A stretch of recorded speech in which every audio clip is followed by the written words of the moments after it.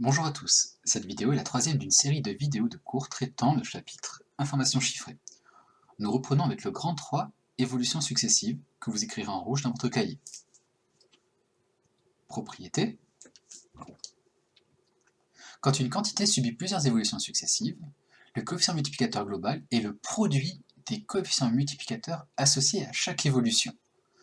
Donc, je vais expliquer quelques mots quand même. Le produit, donc ça signifie en fait qu'on va multiplier les coefficients multiplicateurs associés à chaque évolution. Autrement dit, s'il y a une première évolution, qu'on va appeler évolution 1, le coefficient multiplicateur qui lui correspond, c'est CM1. S'il y en a une deuxième, ce sera CM2, et ainsi de suite. Schématiquement, voici ce que ça donne. On a d'abord une valeur initiale, et on souhaite arriver à une valeur finale avec des valeurs intermédiaires. Par exemple ici, de la valeur initiale à la valeur intermédiaire, nous avons une première évolution, correspondant donc à un coefficient multiplicateur noté CM1. De même, de la valeur intermédiaire à la valeur finale, une deuxième évolution avec un coefficient multiplicateur CM2. Et bien pour passer de la valeur initiale à la valeur finale, comme dit le cours, il suffit tout simplement de multiplier chacun des coefficients multiplicateurs. Ceci donne évolution globale CM1 fois CM2. Vous pouvez mettre cette vidéo en pause, puis reprendre la lecture une fois que c'est noté. Le taux d'évolution globale est alors le taux d'évolution, noté T global, et qu'on exprimera en pourcentage, pour passer de la valeur initiale à la valeur finale, telle que T global est égal à, entre parenthèses, CM global moins 1 fois 100. Cette formule n'est pas nouvelle, nous l'avons déjà vue précédemment.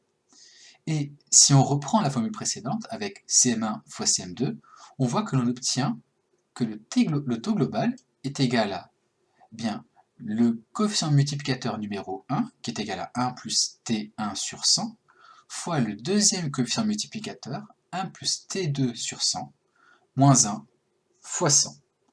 Vous pouvez mettre cette vidéo en pause, puis reprendre la lecture une fois que c'est noté. Un exemple. Un prix de 200 € subit une réduction de 10%, suivie d'une hausse de 30%. Habituellement, nous aurions envie de dire directement que réduction de 10% avec une hausse de 30%, moins 10 plus 30 égale 20%, plus 20%. Eh bien non, c'est une erreur. Nous allons voir tout de suite avec le cours comment on va pouvoir répondre à cette question. Schématiquement, voici ce que ça donne. La valeur initiale, 200 €.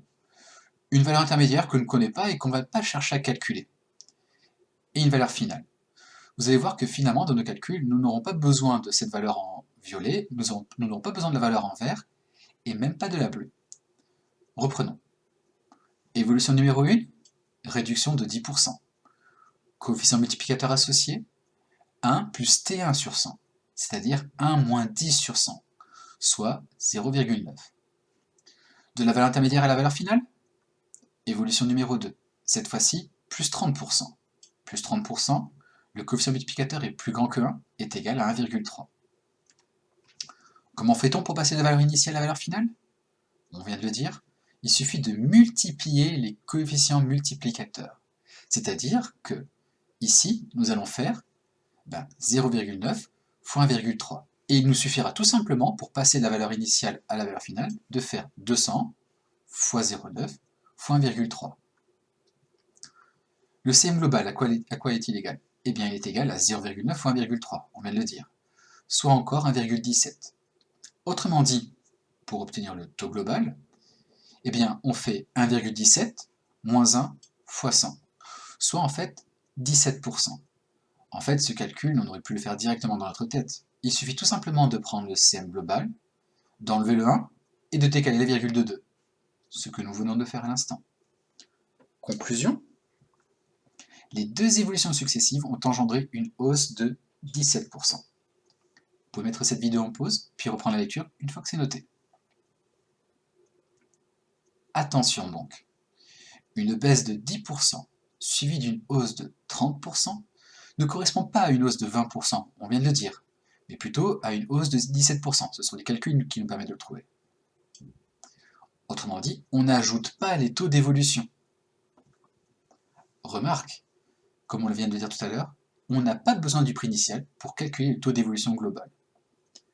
Vous pouvez mettre cette vidéo en pause, puis reprendre la lecture une fois que c'est terminé. Cette vidéo est à présent terminée.